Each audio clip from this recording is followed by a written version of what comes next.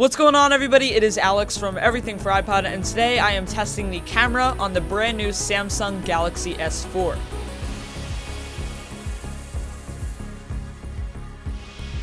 First off, if you're not already, switch to 1080p to get the full effect of this video. On the rear of the Galaxy S4 lies a 13 megapixel rear-facing camera with an LED flash, and flipping it around to the front, you will find the front-facing 2 megapixel camera.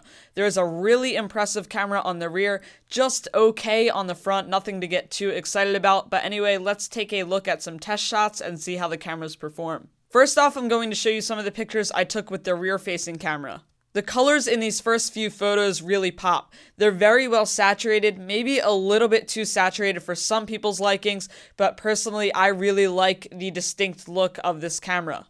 The rear-facing camera gives you very well-defined shadows, and colors such as oranges, pinks, and yellows really stand out. The 13 megapixel shooter on the back also gives you very good depth of field. You can focus in on one subject and leave the remaining background very blurred out. Besides the very bright colors, the one thing I really noticed about this camera was how much detail there was in each picture.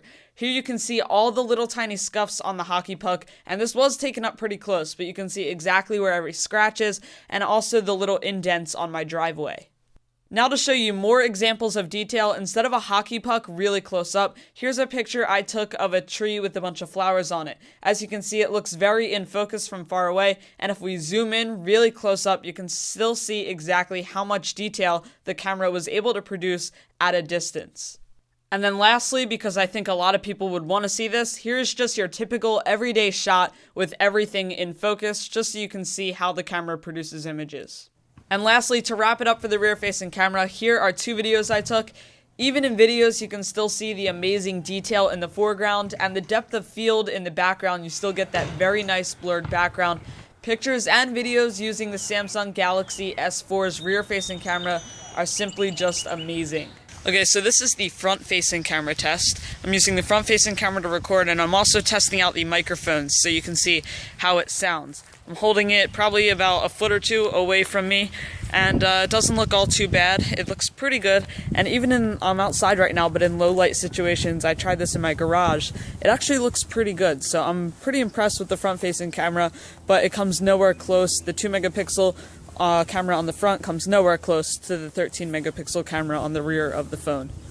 As you can see, the quality of the cameras is very good, but we still haven't taken a look at the software in the camera app because there's quite a bit to look at. So first we have this dual shot mode, which will actually allow you to take a picture of the front-facing or rear-facing camera with an inlay of the other one. So you can use both cameras at the same time to take an image, which is very cool. And you can also do that when you're video chatting. So you can show the rear-facing and the front-facing camera at the same time. Up in the top right hand corner, you have all your basic settings, such as choosing which camera you use, turning on or off dual shot mode, and choosing your storage location. And you can also turn flash on or off, voice control on or off, choose your sharing settings, and also something I thought was very cool is you can choose to limit your video setting. So if you want to send your video through a text, you can make it stop recording once it gets to the max limit. Down at the bottom, you have your camera and video modes, as well as your mode button, and there's actually quite a few of camera modes to go through. First, you have your basic auto, night, and sports modes, which are pretty basic among most camera and smartphones.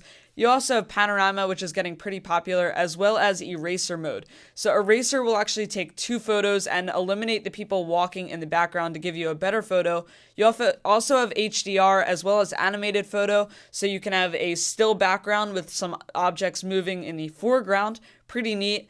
You also have your drama mode, which is kind of like an action shot. It will show one background with your main subject moving through the shot. Very cool. I have tried that. It works very well. You also have sound and shot, which I really don't see myself using, but it's kind of cool. Takes a picture and you can have some audio to go along with the picture. You also have best face, which will take a number of pictures and then let you choose the best face in the picture. You also have best photo, pretty much the same thing as best face. It takes 5 photos and then you can choose the best one to keep. And then beauty face, which will enhance your facial features and make the pictures look very nice. So you have a ton of modes to go through, and also you can tap to focus anywhere on the screen and use your volume buttons for your zoom controls. Overall, the camera app is very extensive and has a ton of cool features inside of it. That just about does it. Thanks for watching. If you want to check out any of my other Samsung Galaxy S4 content, you can click on the screen anywhere right now and it will bring you to my playlist full of them. I have a few in there now and there will be a ton more coming your way. If you want to let me know what kind of videos you would like to see on the Galaxy S4, leave your ideas down in the comments and I will try to do as many as possible. Also, don't forget to hit that subscribe button so you don't miss out on any of my future content. Thanks, and I will catch you in my next video.